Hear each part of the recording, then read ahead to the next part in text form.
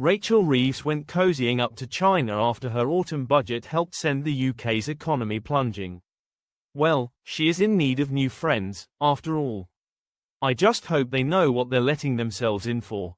Apparently the Chancellor went in search of growth, you know, the kind she's supposed to create.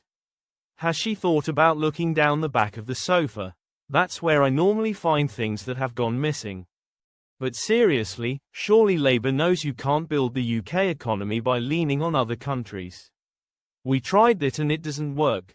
Confidence in UK PLC has plummeted globally since Labour came to power, while borrowing is at its highest rate since the late 1990s and we're facing a debt crisis.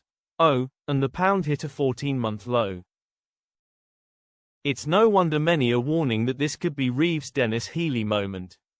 Cast your minds back to 1976 for a moment, when the then Labour Chancellor humiliatingly had to plead for a bailout from the International Monetary Fund because of Britain's debt crisis. Margaret Thatcher's Conservative government swept to power just 3 years later. Now, experts warn Reeves is heading for a similar debt nightmare.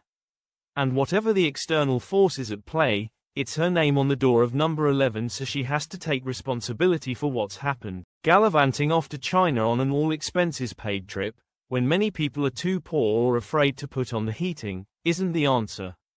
It just isn't. You'd be forgiven for forgetting Labour inherited a growing economy from the Tories, burned out and useless though they undoubtedly were in those last few years. But far from it. In the first 6 months of 2024, Britain had the fastest rate of growth in the G7 and officials described the UK economy as going gangbusters. Now it's just a bust.